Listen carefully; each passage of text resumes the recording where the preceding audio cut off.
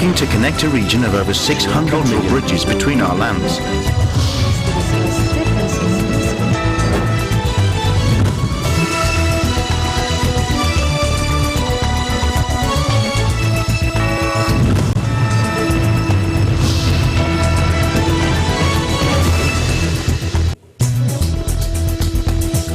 Hello and welcome to ASEAN in Focus. I'm Judith Timera, delivering to you the latest news in and around the ASEAN region on today's headlines. Indonesia began sinking dozens of impounded foreign boats Saturday to deter illegal fishing in its waters, a week after a naval vessel crashed with a Vietnamese Coast Guard near the South China Sea.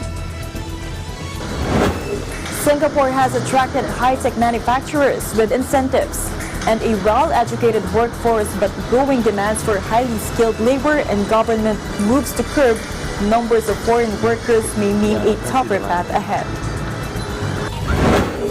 A graffiti-covered abandoned water park has become an off-the-beaten-track attraction in Vietnam's former imperial capital of youth, drawing tourists from the city's more conventional visitor must-sees like the Citadel and the ancient tombs.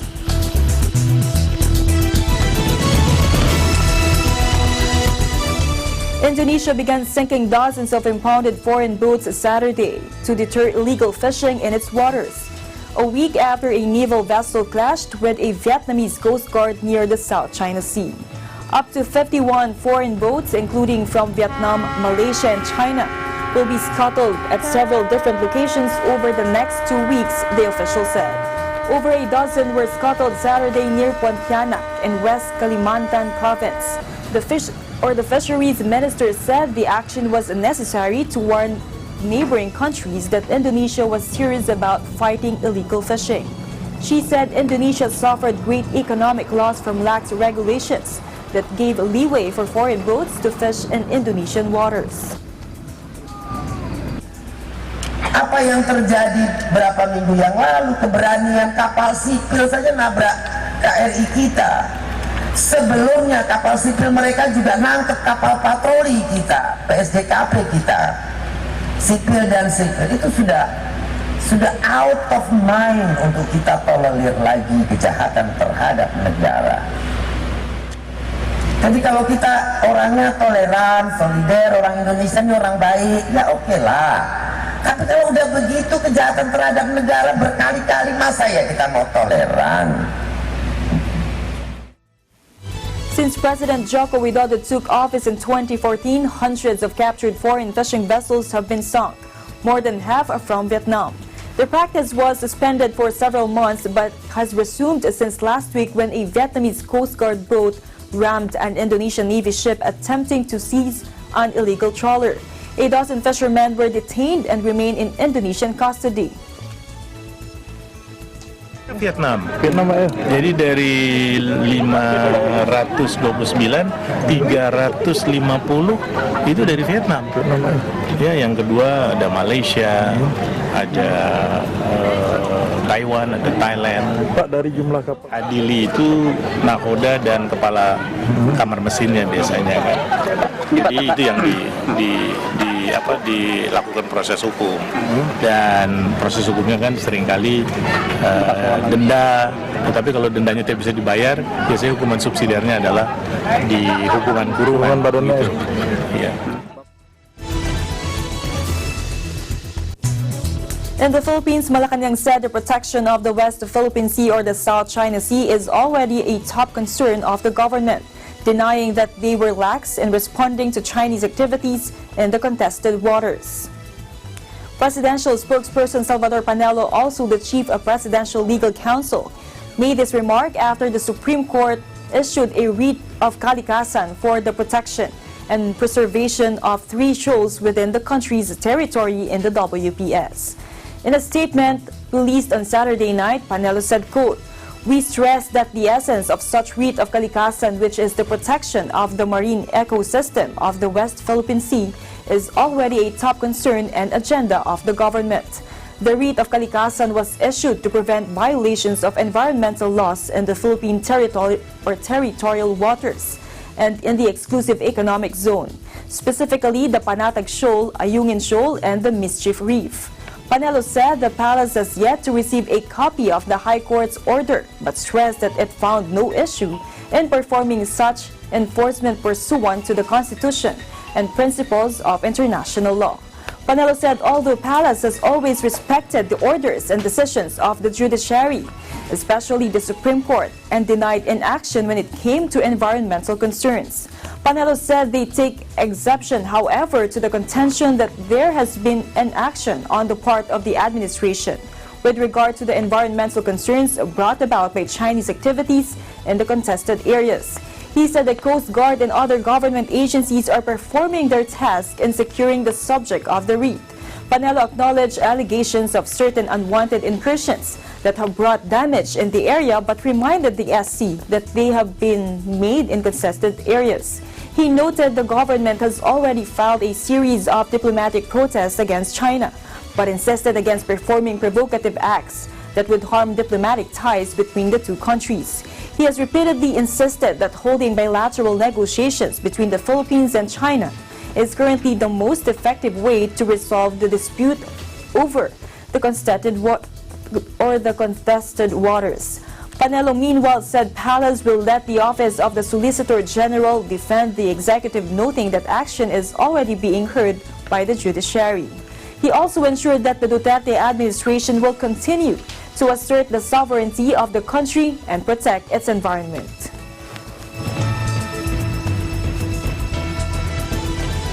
Meanwhile, the Commission on Elections, or COMELEC, is set to start on Monday the final testing and sealing, or FTS, of the 85,000 vote counting machines, or VCMs, to be used in the May 13, 2019 midterm polls. Commissioner Louis Guia said the testing will be held this week until May 12 to determine if the machines can correctly count. Guia noted that the procedure will involve 10 voters who will vote at the polling center. After casting the votes, it will be counted manually and will be compared to the results produced by the machines. He said that they are doing FTS on Monday. It is actually a procedure to test whether the machines can count correctly. So what will happen then is there will be 10 actual voters who will be asked to vote in polling stations, and these voters will accomplish actual or ballots that are no longer dummy ballots. Meanwhile, COMELEC spokesperson James Jimenez said aside from testing the machines, the FTS procedure will also test the transmission system. During the FTS, there will be an end-to-end test of the process, from the initialization of the machines to the voting, to the feeding of the accomplished ballots to the VCMs, and until the printing of election returns. After the process, the COMELEC will then seal and lock the VCMs and will not be opened again until the start of polls. The COMELEC has printed more than 1.1 million ballots for the FTS process.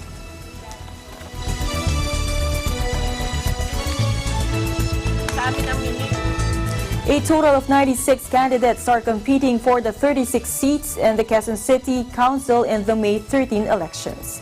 Quezon City, the former capital of the country, is composed of 6 congressional or city districts. According to data from the Commission on Elections, or COMELEC office in Quezon City, the city's 2nd district has the biggest number of aspirants with 22, followed by the 6th district with 18, 3rd district with 17, and 4th and 5th districts with 13 candidates each. The largest local government unit in Metropolitan Manila in terms of population and land area, Quezon City is composed of 142 barangays. These barangays have a total population of 2,936,116 as of 2015 national census. There are 37 barangays in the 1st district, 5 in the 2nd district, 37 in the 3rd district, 38 in the 4th district, 14 in the 5th district, and 11 in the 6th district. Meanwhile, 10 candidates are vying for the city's top elective position to be vacated by Mayor Herbert Orbistec Bautista on June 30. Leading these aspirants is outgoing Vice Mayor Joy G. Belmonte, daughter of former House Speaker Feliciano C. Belmonte, who is a former Quezon City Mayor himself. The younger Belmonte, who is running under the Serbisyo sa Bayan Party, or SBP, is facing 9 other candidates for the same post. For the Vice Mayor's post to be vacated by Belmonte, the leading contenders are former Councilor Jopet Sison of PDP Laban, incumbent Councilor Gian Soto, and outgoing Councilor Roderick Paulate. The three other aspirants are Alan Bantilo of Kilusang Bagong Lipunan, Rolando Jota, and Cinderella Ladisla. The Comelec Quezon City office has not released the official list of the aspirants for the city's 6 congressional districts, saying the candidates for the said post filed their certificates of candidacy with the Comelec's National Capital Region.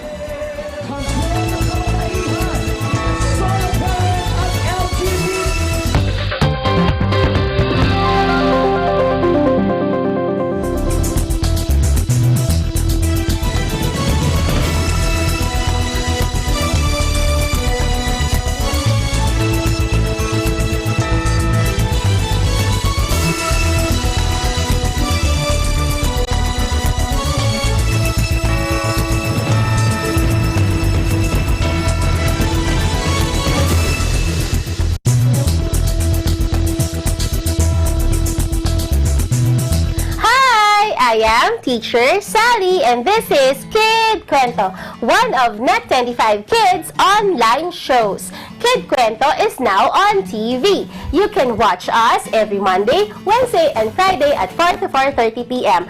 Also watch Anong Sa Inyo with Ate DJ every Tuesdays and Thursdays at 4 to 4:30 p.m. Sa Kid Kwento, ang aming motto ay, let's all read to succeed! Hooray! Kita-kita tayo ha! Bye-bye! Hello everyone! I'm here in Cairo, Egypt at the famous pyramids of Giza. Stay tuned to watch Digital Nest every Tuesday and Thursday at 7:30 p.m. Reporting from EBC Egypt Bureau, I'm Zara Angeles Valdez, and I am one with 25.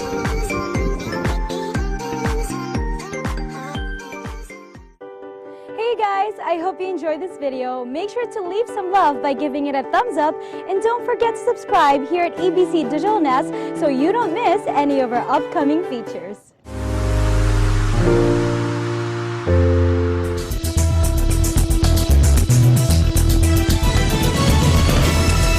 Thailand's newly crowned King Maha Vajiralongkorn is carried by soldiers on gilded palanquin through the streets of Bangkok in front of crowds who gathered to witness the historic event. Watch this.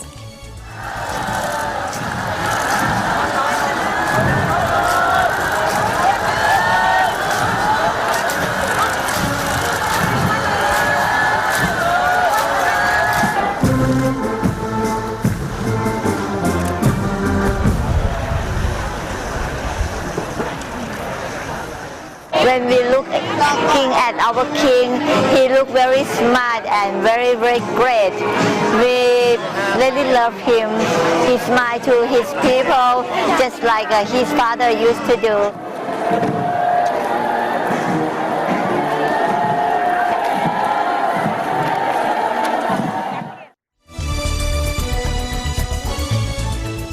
A Vietnamese woman who stood trial for the assassination of the North Korean leader's half-brother arrives in home in Vietnam, bringing down the final curtain on a dramatic and often bizarre 2-year murder mystery. Take a look.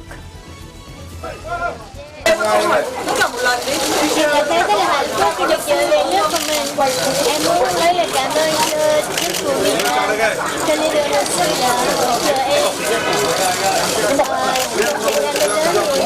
Em nghĩ đến bố mẹ, em nghĩ đến đất nước và em rất muốn được trở về.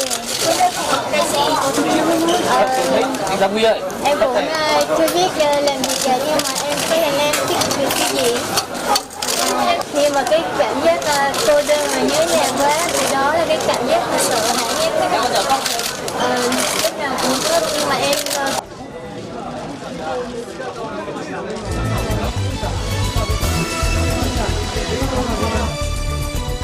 Singapore has attracted high-tech manufacturers with incentives and a well-educated workforce, but growing demands for highly skilled labor and government moves to curb numbers of foreign workers may mean a tougher path ahead.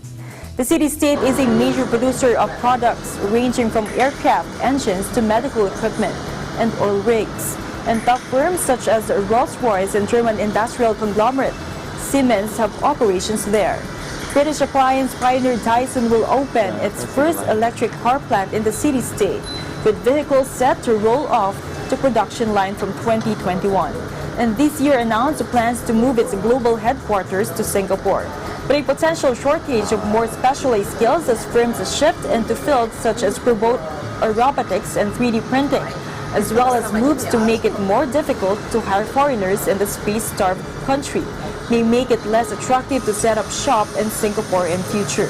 Authorities work closely with businesses to help them set up and find workers, as well as giving them incentives such as tax breaks. But rapid technological changes in many industries make it tougher for a government used to planning well ahead.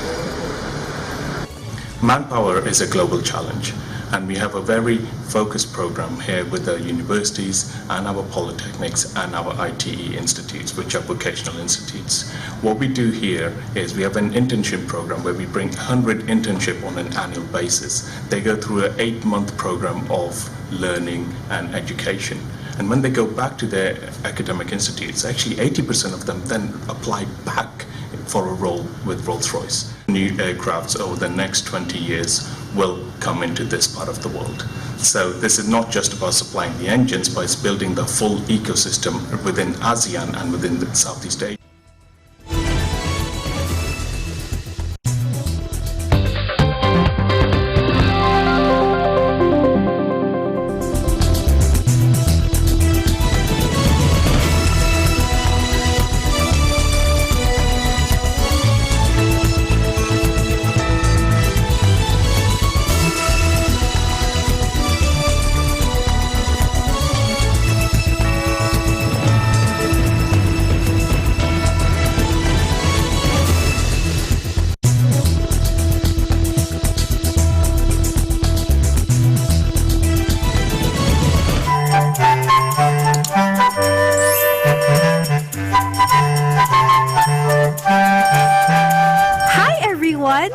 Word Hope will be having all new episodes very, very soon.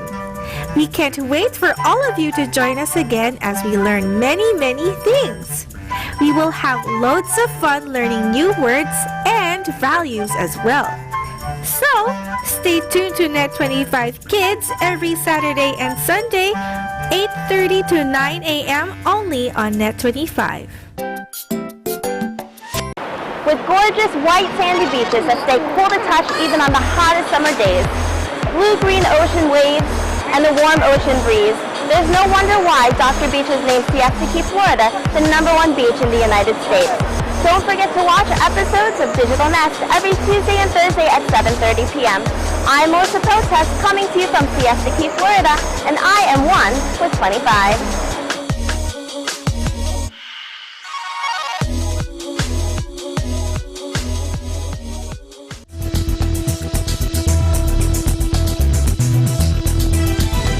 Welcome back. The Department of Agriculture said it will assist the Bangsamoro Autonomous Region in Mustin, Mindanao in developing its agricultural area following the signing of an agreement aimed at improving farm productivity in the new geopolitical entity.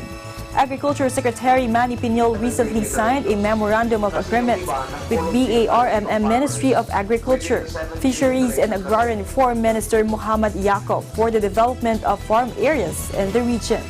The MOA includes the programs for the development of high-value crops, construction of farm-to-market roads and solar-powered irrigation systems, and livestock development, among others. These interventions would cost a sum of 303 million pesos.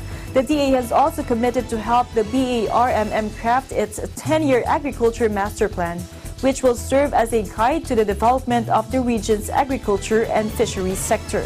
Piñol said the DA and the BARMM Agriculture Ministry will convene a multi-sectoral workshop shortly after the elections to prepare the Agri-Fisheries Master Plan. With its rich volcanic soil and the distinction of being typhoon-free, the DA is eyeing the BARMM as a prospective food and fisheries production area for the country, he added. The newly established BARMM is comprised of the provinces of Lanao del Sur, Sulu, Maguindanao, Basilan, and Tawi-Tawi, and the city of Cotabato. Piñol noted that the BARMM has one of the highest poverty incidents among the regions, despite having vast natural resources, such as the fishing grounds of Lake Lanao, and the Liguasan March. Meanwhile, a graffiti-covered abandoned water park has become an off-the-beaten-track attraction in Vietnam's former imperial capital of Hue, drawing tourists from the city's more conventional visitor must-sees like the Citadel and the Asian Tombs. Take a look. Thì kiểu vừa được bước vào thì cảm thấy rất là kiểu hơi ma mị một tí, hơi rùng rợn. Cả mình cũng có một cái cảm giác là wow, phải kêu là wow, kiểu không ngờ là giữa đất Huế này lại có một cái công viên kiểu một cách gọi là hùng vĩ như thế này. I just think like you should leave it alone and just make people like come here and just see it as it is and not do anything about it.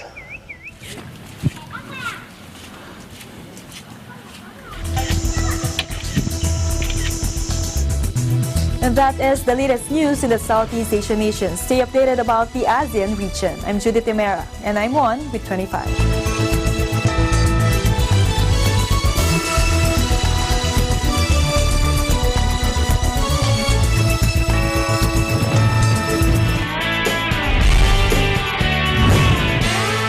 Kung tignan nyo yung UN resolution, ang access to safe water ay isang